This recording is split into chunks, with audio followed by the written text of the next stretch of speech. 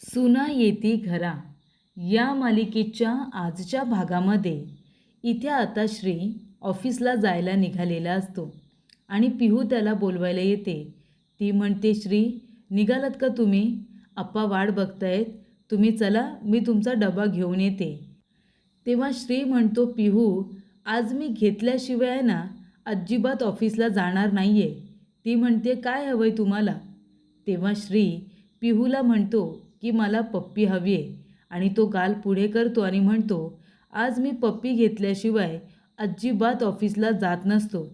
तेव्हा पिहू म्हणते, त्याच्या कानाखाली ती आता लाडाने मारते आणि म्हणते की हे बघा, मी तुम्हाला सांगितलं आहे ना, जोपर्यंत माधव भाऊजी सेटल होत नाही तोपर्यंत नो पप्पी नो काहीच. चला बरं आता जा ऑफिसला. तेव्हा श्री म्हणत असतो, पिहू अगं बाई ठीक आहे, बरं पप्पी वगैरे नाही, पण एक छप्पी तरी दे, ती तरी घेऊन मला ऑफिसला जाऊ दे. ती म्हणत असते, नाही छप्पी पण मिळणार नाही.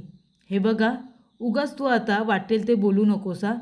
मी सांगितलं आहे ना की काही मिळणार नाही आहे म्हणून, जोपर्यंत माधव भाऊजी सेटल होत नाही. तो म्हणतो, अगं पण का? ती म्हणते, काय म्हणजे का? सांगितलं आहे ना कारण, आता पुन्हा पुन्हा विचारायचं नाही. तेव्हा श्री म्हणत असतो, हे पिहू अगं काय ही मला शिक्षा, असं करू नकोस, नाहीतर हे बघा मी ऑफिसला नाही जाणार. ती म्हणते, असं करू नको, नाहीतर मी जाऊन सांगेन की श्री टाईमपास करतोय, तो येत नाही आहे म्हणून.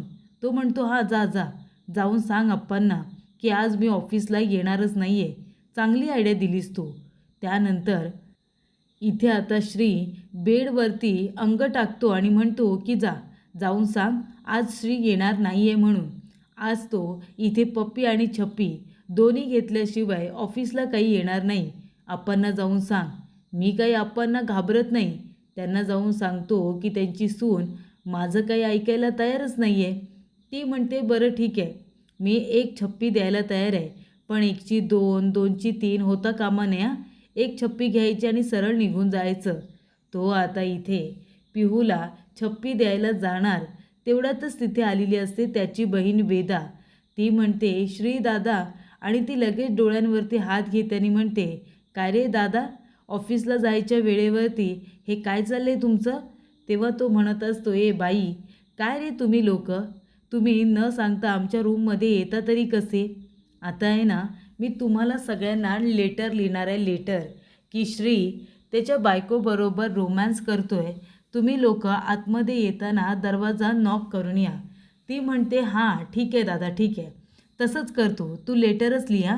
तो म्हणतो, काय मुलगी आहे, लेटर लिहिणार आहे का मी तुला? ती म्हणते, हो तू लेटर लिही. ते लेटर घेऊन जाते आणि मी आप्पांना देते आणि त्यांना सांगते की तुमचा लाडका मुलगा श्री त्याच्या बायकोबरोबर आता ऑफिसला जायच्या वेळेवरती रोमॅन्स करतोय, त्याला यायला उशीर होईल, असं जाऊन मी आप्पांना सांगते. हां कर, जे काही करायचं आहे ते कर. तो म्हणतो, आता का डोळ्यांवरती हात घेतेस? तो म्हणतो की आता काय फायदा आहे डोळ्यांवरती हात घेऊन? ती म्हणते, अरे बाबा तुला जे करायचं आहे ते कर ना.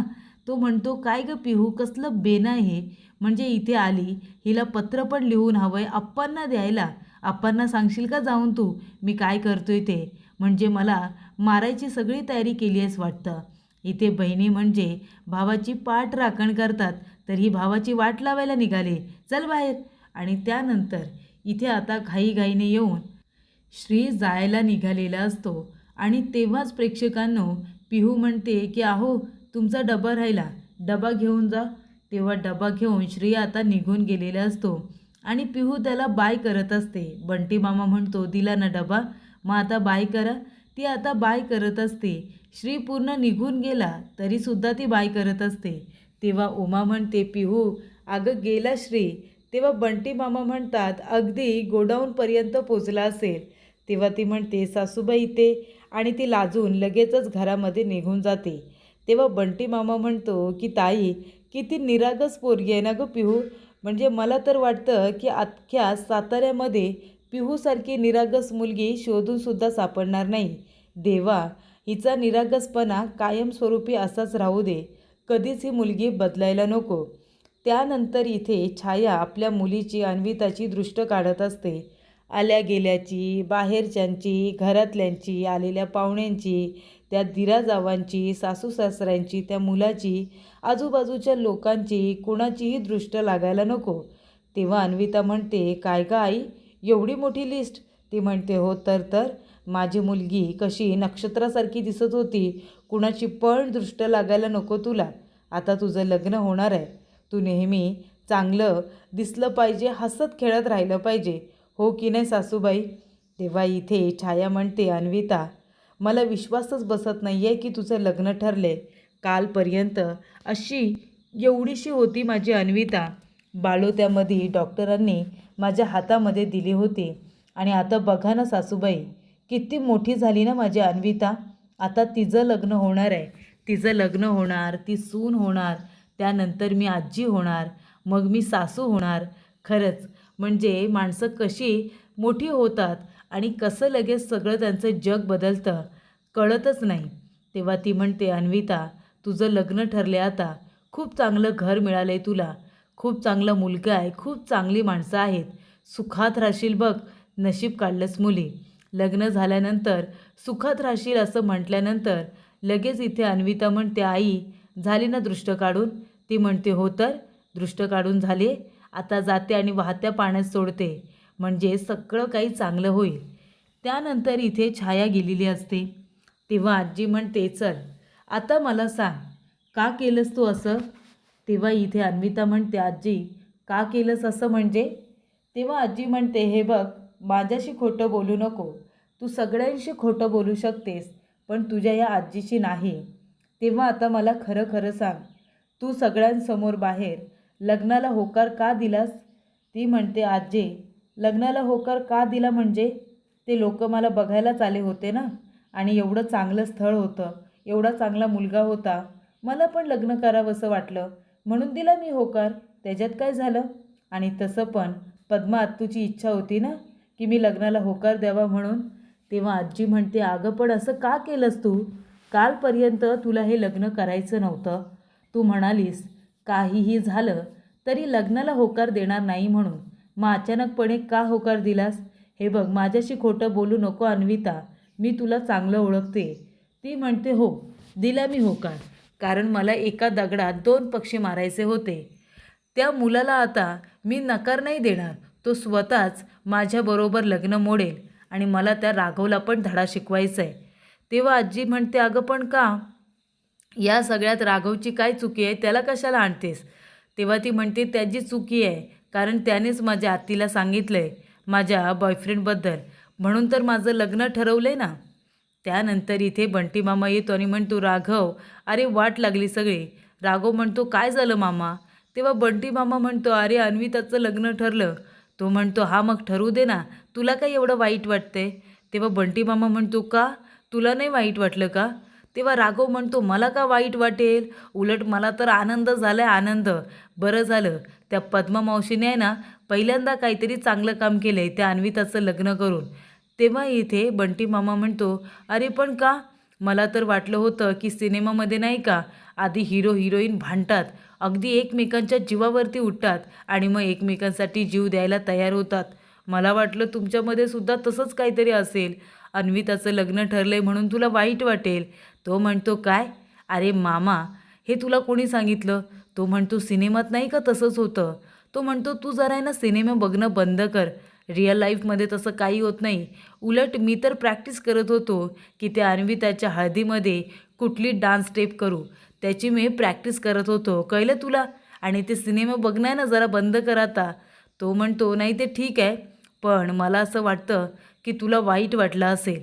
तो म्हणतो, अजिबात नाही, मला तर आनंदच झाला आहे. त्यानंतर इथे आता श्री, माधव आणि त्याचबरोबर शिवनाथ काका ऑफिसला पोचलेले असतात. 3 मुली तिथे येऊन बसलेल्या असतात. तेव्हा श्री म्हणतो, का रे दादा, तिकडे बघ, एवढ्या 3 मुलींना का बोलवले आप्पांनी? तेव्हा श्री म्हणतो, आप्पा, या मुली इथे का आल्यात? तेव्हा शिवनाथ म्हणतो की ह्या मुली आहेत ना, मी बोलवल्यात माधवसाठी. माधव, या मुलींना तू बघ, त्यांना प्रश्न विचार आणि यातल्या एका मुलीची निवड कर. तेव्हा इथे आता लगेच माधवला आश्चर्य वाटतं. तेव्हा श्री म्हणतो, अरे वा माधव दादा, बघितलंस ना, आप्पांनी तुझ्यासाठी 3 मुली बघितल्यात बाबा. आता एक काम कर, यातल्या एका मुलीला कुठल्या तरी पसंत कर, तिला 4-5 प्रश्न विचार आणि तिला पसंत कर आणि लग्नाचा बार आपण उडवून टाकूया. तेव्हा शिवनाथ म्हणतो, काय झालं? तेव्हा श्री म्हणतो, आप्पा, माधवदादा प्रश्न विचारायला तयार नाही आहे. मी त्याला म्हणालो 4-5 प्रश्न विचार, एक मुलगी यातली निवड आणि लग्न करून मोकळा हो. तेव्हा शिवनाथ म्हणतो, याचं काही डोकं फिरलं आहे काय? लग्न झाल्यापासून डोक्यात भोकाच भरलाय वाटतं. एकतर जास्तीचं काम करायला पाहिजे, तर कामामध्ये आळशी झालं आहे आणि आता सगळीकडे तुला फक्त लग्न आणि लग्नच दिसतंय का? अरे बाबा, गुडघ्याला बाशिंग, डोक्यामध्ये भुगा भरू नकोस. मी काय बोलतोय ते पूर्ण ऐकून तरी घे. या मुली मी बोलवल्यात, मधुराच्या जागी नवीन मुलीची नेमणूक करायला नको का? मधुरा सोडून निघून गेली, मग आता कामासाठी नवीन मुलगी निवडावी लागेल. त्यासाठी इथे मी आता बोलावलेलं आहे या मुलींना इंटरव्ह्यूसाठी. तेव्हा माधव आणि श्री दोघेजणं ह्या मुलींचा इंटरव्ह्यू घ्या आणि ह्यातली मुलगी जी तुम्हाला योग्य वाटेल ती मधुराच्या जागी निवडा. कळलं तुम्हाला? तेव्हा इथे माधव म्हणतो, श्री जा, या मुलींना एक एक करून बोलव, त्यांचा इंटरव्ह्यू घे आणि त्यानंतरला जी मुलगी सिलेक्ट करायची आहे ती कर. तेव्हा श्री म्हणतो, दादा, अरे दोघे पण इंटरव्ह्यू घेऊया ना. त्यानंतर पहिली मुलगी येते, तिचा इंटरव्ह्यू घेतला जातो. आता तिला काही एक्सपिरियन्स नसतो, पण तिच्या वडिलांचं किराणा मालाचं दुकान असतं ना, त्यामुळे तिने घरच्या घरीच आता संपूर्ण इथे दुकान सांभाळलेलं असतं.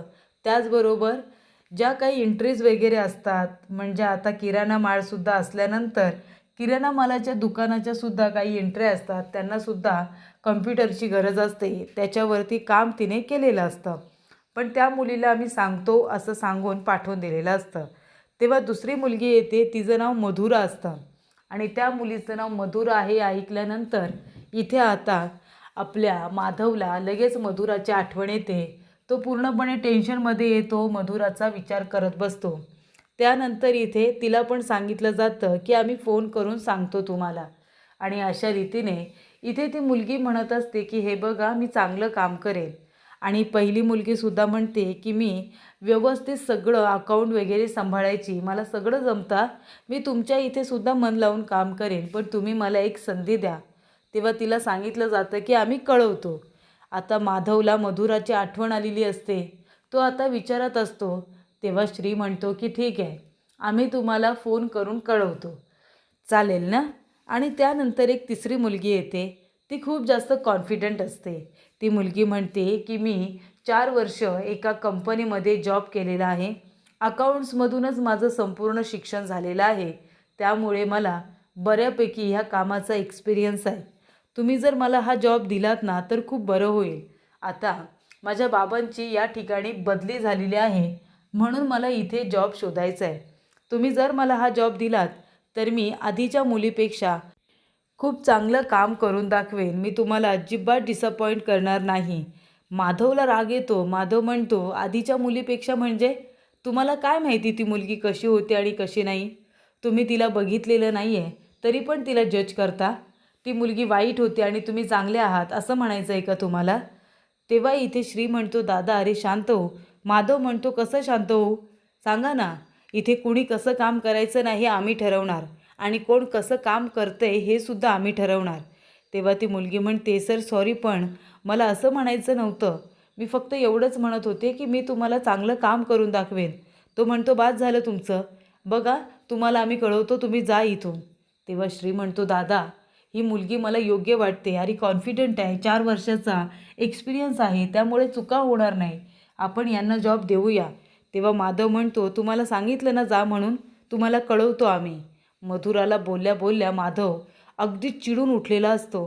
तेव्हा शिवनाथ म्हणतो, हे बघा नमस्कार, तुम्ही आता जा, आम्ही तुम्हाला फोन करून कळवतो, ठीक आहे ना, चालेल ना? तेव्हा ती म्हणते, हो ठीक आहे सर. आणि ती मुलगी बिचारी घाबरलेली असते, ती सरळ आता तिथून निघून जाते. त्यानंतर इथे माधव म्हणतो की मी आहे माझ्या केबिनमध्ये, तो निघून गेलेला असतो. तेव्हा शिवनाथ म्हणतो, काय रे काय झालं? श्री म्हणतो, नाही माहिती आप्पा काय झालं ते. माधवदादा अचानकच चिडला. त्यानंतर इथे मंदा मावशी आलेली असते. मंदा मावशी म्हणते, चला बाबा, आता पुन्हा एकदा छापाकाटा करण्याची वेळ आलेली आहे. आता छापा काटा हा करायला हवा. आता छापा आला तर इकडे उमाकडे आणि काटा आला तर पद्माकडे. तेवढ्यातच त्या ठिकाणी अन्विता येतानी म्हणते, अगं ये मंदा मावशी, चल आमच्याकडे. तेव्हा ती म्हणते, नाही बाई, छापा काटा केल्याशिवाय नाही. तेव्हा इथे ती म्हणत असते की काटा येणार, मग काटा आला तर आमच्याकडे येशील ना. तेव्हा तो म्हणतो, राघव, नाही नाही, छापाच येणार. छापा आला तर आमच्याकडे येईल, हो की नाही मंदा मावशी. ती म्हणते, हो बाबा, छापा आला तर तुझ्याकडे आणि काटा आला तर अन्विताकडे. आणि तेव्हा इथे छापा आलेला असतो. तेव्हा अन्विता म्हणते, आमच्याकडे चल, आमच्याकडे काम जास्त आहे. तेव्हा मंदा मावशी म्हणते, नाही, मला आज जायचं आहे माझ्या उमाकडे, मला तिथली कामं उरकायची आहेत. ती म्हणते, का गं, नेहमी नेहमी पहिलं तिकडंच का जायचं असतं तुला? आमच्याकडे सुद्धा खूप काम आहेत, चल बरं आमच्याकडे चल. ती म्हणते, नाही या, काही झालं तरी नाही. तेव्हा इथे राघव म्हणतो की तुला माहिती आहे ना, आता तिचं लग्न ठरलं आहे ना, मग लग्न ठरल्यानंतर तिकडे कामं वाढलीच असतील. पण आता तू एक काम कर अन्विता, ती कामं आहे ना तू कर, कारण आता तुझं लग्न ठरलं आहे. सासरे गेल्यानंतर सासू म्हणायला नको, ह्या मुलीला काही शिकवलं नाही आहे का. म्हणून मी तुला म्हणतोय की कामांकडे लक्ष दे, घरातली सगळी कामं आता करत चल, म्हणजे तिकडे गेल्यानंतर सगळ्या गोष्टी सोप्या होतील. ती म्हणते, तू नको मला शिकवा कशी कामं करायची असतात आणि कसं नाही, ते मला जमतं सगळं. तेव्हा इथे मंदा मावशी म्हणते, मी काय म्हणते पोरांनो, अजूनही येळ गेलेली नाही आहे, तुम्ही दोघांनी एकमेकांचा विचार करा. तेव्हा ते दोघेजणं म्हणतात, कोण ही? तेव्हा ती म्हणते, कोण हा? मंदा मावशी म्हणते, तुमचं काय चाललं आहे, ही हा ही हा. अरे बाबांनो, तुम्ही दोघेजणं समोरासमोर राहता, तुमचं जर लग्न झालं तर दोन घरातले वाद मिटतील. इथे समोरच आपण मांडव टाकायचा आणि इथेच तुमचा बार उडवून द्यायचा. बघ बाई, बघ आता अन्विता, चांगला पोरगा आहे, गुणी पण आहे, याच्यासारखा मुलगा तुला शोधूनसुद्धा सापडणार नाही आहे. तेव्हा इथे आजी सगळं बोलणं ऐकत असते. तेव्हा इथे राघव म्हणत असतो, अगं आजी, असं काय करतेस? अगं तिचं लग्न ठरलं आहे तर होऊ देत ना, आणि दुसऱ्या मुलाबरोबर लग्न ठरले, हे बघ, ज्या घरात पण लग्न करून जाईल ना, त्या घराचं काय होणार आहे मला माहिती नाही, पण जाते तर जाऊ दे. आणि तसं पण तुला असं म्हणायचं आहे की मी गुणी मुलगा हिला भेटणार आहे, पण मग मलासुद्धा चांगली बायको मिळायला नको का? मला का चांगला आशीर्वाद देत नाही आहेस तू? हिच्या गळ्यात कशाला बांधायला निघाली आहेस? तेव्हा इथे अन्विता म्हणते, मला पण काही काळा कुत्रा चावला नाही आहे तुझ्याबरोबर लग्न करायला. तेव्हा तो म्हणतो, मला पण काही येड लागलं नाही आहे तुझ्यासारख्या मुलीबरोबर लग्न करायला, जी सतत भांडत असते, तिच्याबरोबर कोण लग्न करेल गं? तेव्हा इथे मंदा मावशी म्हणते, काय चाललं रे तुमचं? तुला इथे लग्न करण्यासाठी काळा कुत्रा किंवा काळी मांजर चावायची गरज नाही आहे. राघव चांगला मुलगा आहे आणि तो तुला सुखात ठेवेल. त्याच्याबरोबर लग्न केलंस ना तर सगळं तुझं चांगलं होईल, म्हणून सांगते ना. तेव्हा इथे राघव म्हणतो, अजिबात नाही, म्हणजे माझ्याबरोबर लग्न केलं तर ती सुखात राहील, मग मी सुखात राहायला नको का? मी काही झालं तरी हिच्याबरोबर लग्न करणार नाही. उलट मी तर म्हणतो, बरं झालं लग्न होतं आहे, त्या निमित्ताने आता घरामध्ये त्यांच्या शांतता राहील आणि ही लग्न करून निघून जाईल ना, तेव्हा माझ्या आयुष्यातसुद्धा शांतता येईल. काय अन्विता, बरोबर ना? ती म्हणते, चल गप्प बस, जास्त बोलू नको, कळलं ना? तर प्रेक्षकांनो, पुढील भागामध्ये इथे आता दुपारी सगळेजण जेवायला बसलेले असतात. तेव्हा इथे आता लगेच डबे उघडलेले असतात. तर पहिल्या डब्यामध्ये शिवनाच्या लोणचं असतं. तो म्हणतो, हे काय, याच्यात पण लोणचं? तेव्हा श्री म्हणत असतो की दुसरा डबा उघडा, त्याच्यामध्ये चपाती असेल आणि भाजी असेल. तेव्हा बघितलं जातं तर काय, दुसऱ्या डब्यामध्ये सुद्धा लोणचंच, म्हणजे त्याला फक्त लोणचं दिलेलं असतं, भाजी नाही. तेव्हा बिचारा श्री म्हणतो की आप्पा, डबे तर पिहूने भरलेत, तिने दोन्ही डब्यामध्ये तुम्हाला लोणचंच दिलेलं आहे. त्यानंतर इथे आता भेटायला जाणार असते अन्विता त्या मुलाला, श्रेयसला भेटायला जात असते. तेव्हा इथे पद्मा म्हणत असते, मी काय म्हणते रुद्र, त्या आपल्या अन्वितावरती आहे ना बारीक लक्ष ठेवायचं. ती त्या मुलाला, श्रेयसला भेटायला जाणार आहे. त्याला भेटायला गेल्यानंतर काय बोलते, काय नाही, कसं वागते, कसं बोलते, ह्या सगळ्या गोष्टी बघायच्या आणि मला येऊन सांगायचं, मला संपूर्ण इत्थंभूत माहिती द्यायची, असं आता पद्मा ही सांगत असते.